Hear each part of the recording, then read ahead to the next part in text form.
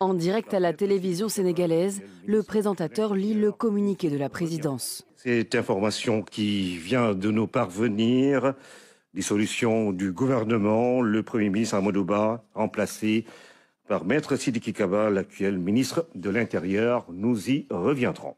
Une dissolution qui doit permettre à Amadou Ba de mener sa campagne pour la présidentielle, car dans la foulée, Dakar a annoncé que l'élection se tiendrait le 24 mars. Une déclaration qui pourrait être l'ultime rebondissement d'une crise politique qui dure depuis un mois.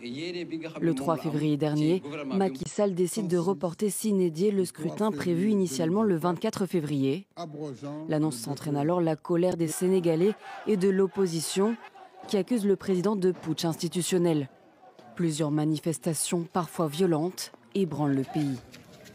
Le 15 février, le Conseil constitutionnel désavoue le président et invalide le report de la présidentielle. Pour calmer la situation, Macky Sall annonce finalement la mise en place d'un dialogue national.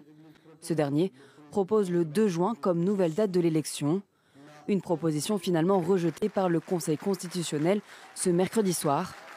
L'élection doit avoir lieu avant le départ de Macky Sall, le 2 avril.